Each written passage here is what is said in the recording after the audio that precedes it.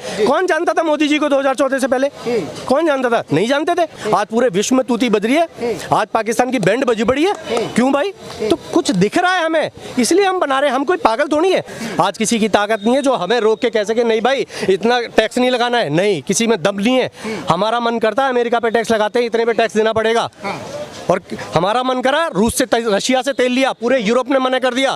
तीन बार मुख्यमंत्री रहे गुजरात के, उस गुजरात के जो सबसे नीचे था, और आज वो 18% की जीडीपी का हिस्सेदार है पूरे देश की। उसमें 58 साल रहे, आपने विकास करा होता तो आज मोदी को पैदा होने की जरूरत होती नहीं। जब मोदी की जरूरत आपने नहीं किया क्योंकि इसलिए मोदी की जरूरत पड़ी। 2014 के बाद पता नहीं ऐसा क्या हुआ, देश ही बदलने लगा, तुरंत बदलने लगा।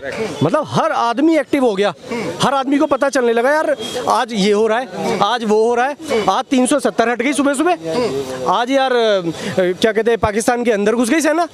मतलब रोज डेली न्यूज़ मिल रही है। कोविड आ गया यार, 3 वैक्सीन बना दी हमने, 50 देशों को फ्री में वैक्सीन बांट दी हमने। इतना अमीर देश कैसे बन गया?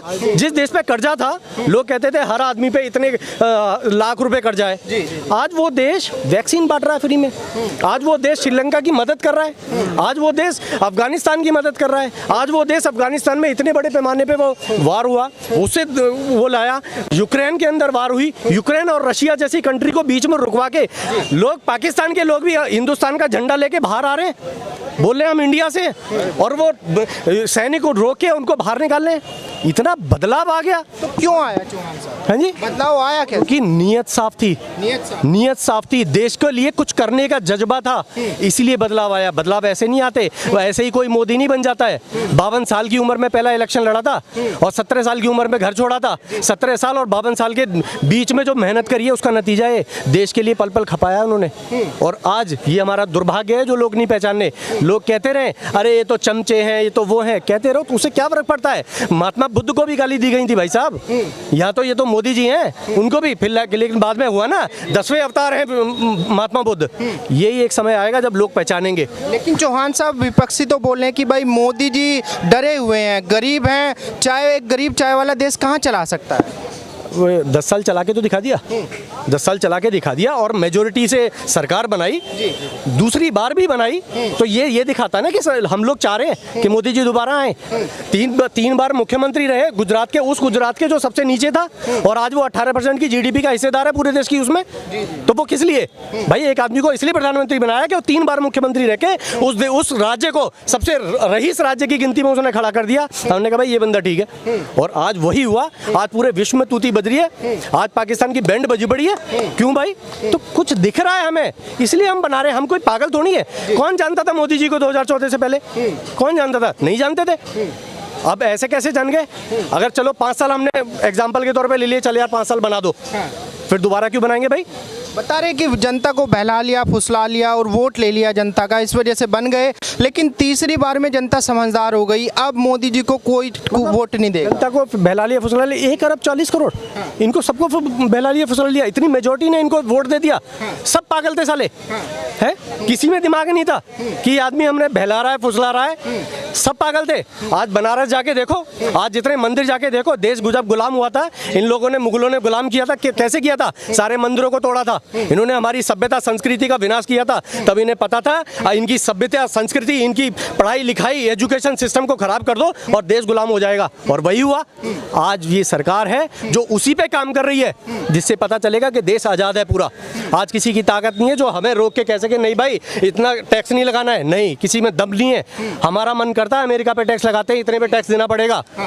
और हमारा मन करा रूस से रशिया से तेल लिया, पूरे यूरोप ने मना कर दिया कि नहीं तेल लेना है, क्योंकि यूरोप ने यूक्रेन पे वो किया है। लेकिन नहीं, हमने लिया है, हम लेंगे, क्योंकि रशिया ने हमारे साथ दिया था। लेकिन चौहान साहब, जैसे आपने बोला कि पूरे विश्व में जो है डंका बज रहा है, पूरे विश्व में इंडिया की तूती बोली है। ये तो कांग्रेस के पास में भी मौका था, पिछले लगभग 58 साल उन्होंने देश की सत्ता चलाई, क्यों नहीं कर पाए? मोदी जी में ऐसे क्या खास है, क्या काबिलियत है जो कांग्रेस के नेताओं में नहीं? नियत नियत और देश के लिए कुछ करने के जो वो जज्बा होता है वो नहीं था वहाँ पे। वहाँ पे नियत साफ नहीं थी, ईमानदार नहीं थे ये लोग। इन्होंने एक फैमिली को आगे बढ़ाया और आज जितने चोर इकट्ठे हुए हैं उन सबका डाटा निकाल लो, सबका डाटा बताता है कि सारे भ्रष्ट, सारे चोर। और चाणक्य नीति कहती है जब सारा विपक्ष एक जगह हो जाए तो समझ लेना कि देश का नेता ईमानदार बैठा है, जो राजा है। तो आज हमारे पास एक राजा जो है हमारा, वो ईमानदार है और इतना ईमानदार है, ये हमारे देश का सौभाग्य है। आज मैं शान से बताता हूँ कि मेरे देश के प्रधानमंत्री मोदी जी हैं। तो विपक्ष तो बोल रहा है कि भाई जो तानाशाह की सरकार है इसको हटाना देश की मजबूरी है, नहीं तो देश को बिल्कुल गड्ढे में धकेल देंगे। गड्ढे में कैसे धकेल देगा कि ईडी के छापे पड़ गए, ये पड़ गए, वो पड़ गए। पहले लोग कहते थे अरे यार ये इतने भ्रष्टाचारी लोग हैं, इन पे कोई कुछ नकेल नहीं कसता। आज जब कस रहे हैं तो ये कहते हैं कि इसका फायदा उठा रहे हैं। क्यों भाई? आज जब कस रहे हैं नकेल, सारे भ्रष्टाचारियों को खोज के निकाल लें, कल फिर पूछते हो काला धन कहाँ से आया? ऐसी तो आएगा काला धन, ये काला धन ही तो है। अब आज जब सरकार काला धन निकाल ली है तो फिर क्यों रोक रहे हो? क्योंकि काला धन जमा ही इनके यहाँ है।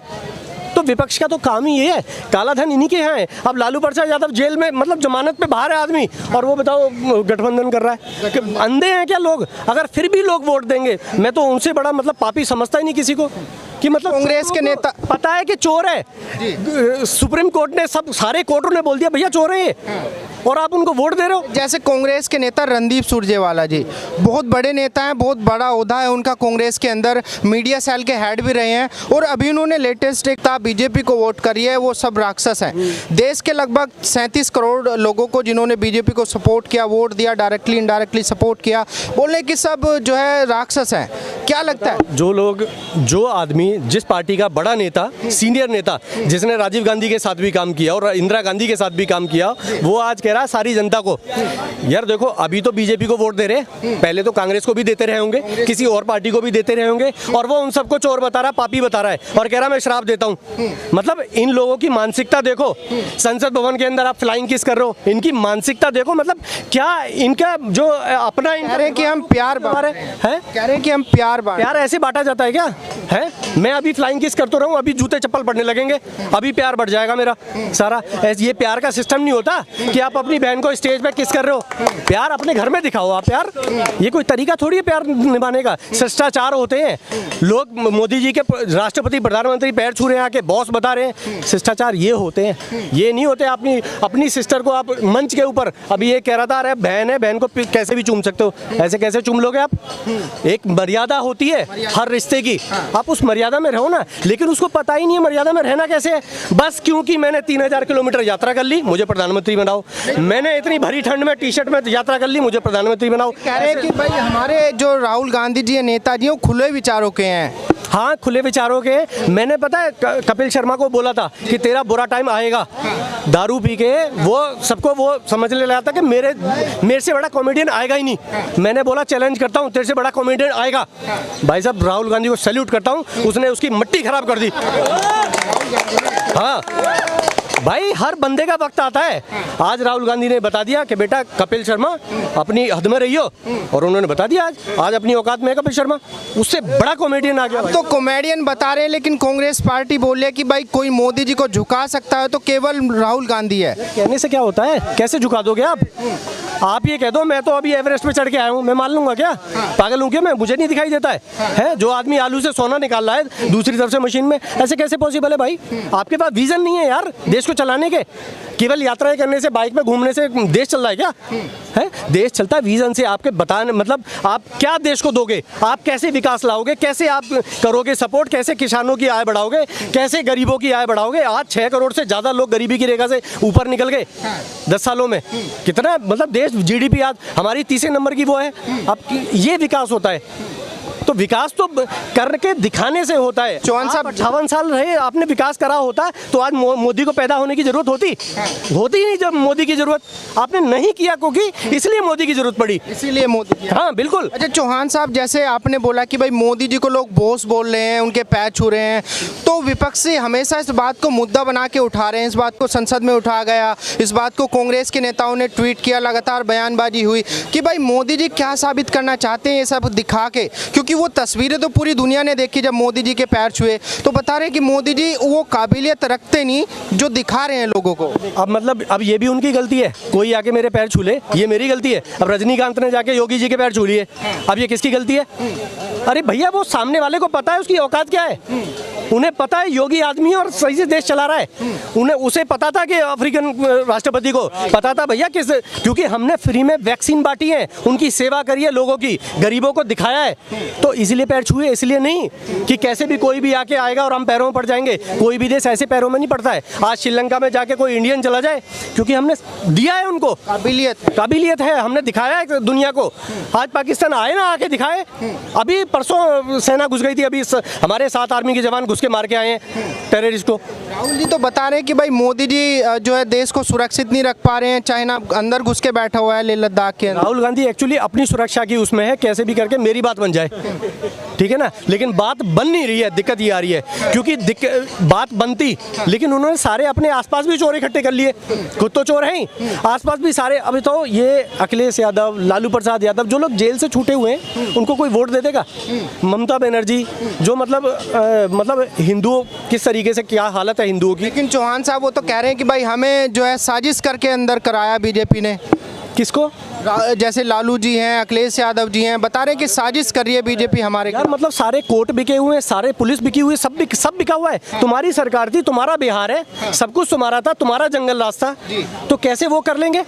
ममता बनर्जी ने जहाज नहीं उतरने दिया मोदी जी का यार, तो इतनी ताकत रखते हैं ये लोग। और फिर ये कहते हैं यार मोदी ने सब कुछ कर दिया। ऐसे कैसे कर दिया? तुम भी तो अपना एक दम रखते हो, है? तुमने पूरा बिहार की बैंड बजा के रख दी है। तुम इतने